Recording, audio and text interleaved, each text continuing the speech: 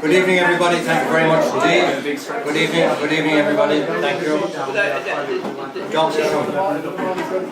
Gracias. Thank you very much indeed. Now, we want on behalf of Glenn McLaughlin, as usual, we're here in the Whitehouse, on behalf of Glenn McLaughlin and the directors of the Whitehouse, I bid you as I've bid you now for the past 6 or 9 years. Welcome to the Whitehouse on this very special night, where we have a very, very special guest, a friend of ours of many, many years standing now.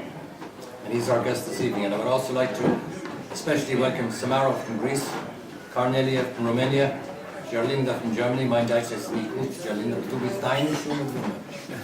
Angelica from Germany, Julia from Spain, and as from Spain, of course, I say hola. I've got Telio from Poland, Ranio from Greece, Maria from Spain, Maria Teresa from Spain, and Maria Antonio. You're very, very welcome, everybody, from the country.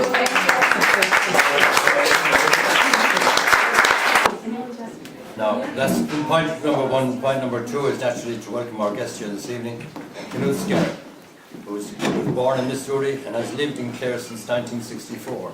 He's been living here now. And for those of you where if your English is a little bit slow, and you want me to talk a bit slower, I'll certainly do that for you. But back to Knut again, was born in Missouri and has lived in Clare since 1964. His first book of poetry, Stranger with a Watch, appeared in 1965. In 1968, Donovan brought out a second collection, A Close Sky Over Killas Buckland. In 2007, Salmon published 50 Years. Poems from 1957 to 2007, which collected new poems along with work from 13 previous collections.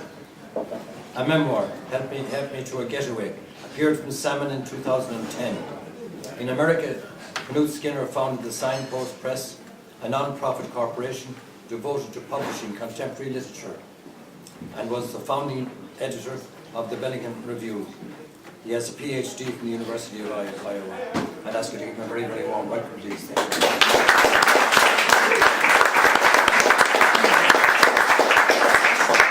And I'm giving Knut that very, very warm welcome. Of course, I also include that lady alongside him, that very beautiful girl that's been alongside him as long as I've known him. That's it then. You're very, very welcome. Of course, I welcome everybody from Ireland as well as everybody from And our first poet of the evening, I'll ask the lady from Tipperary, Margaret Mary Glasgow.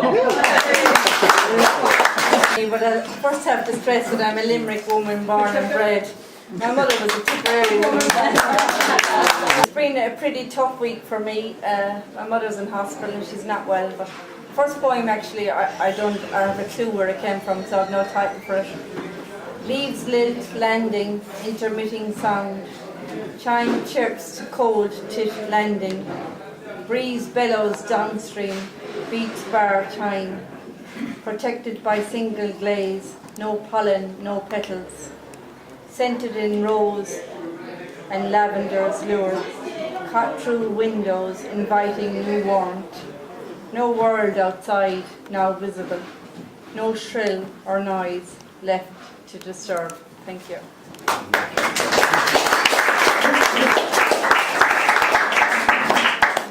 And the second poem was inspired by my mother being very ill and not really even knowing her name, which is been pretty hard for me this week. So it's just to men, and her name is Margaret. Identity blurred, blank stare abounds. Frozen numbness grips my soul. In this all that's left to disappear. Clinging to the old, unsure if there's new. I pass through rich meadows to reach, search for you. Name notes existence of full presence here. What's left to cling unto behind silent tear? Fading reasons unknown, do I pray for release? Or hope's golden sunlight to glow in deep peace? In my heart I want no suffering to hurt you anymore. Should I ask for light's grace beaming or closure to your door? Direction somewhat scrambled, for the Lord will have his way. But alas, with reverence he may guide you towards everlasting day. Thank you.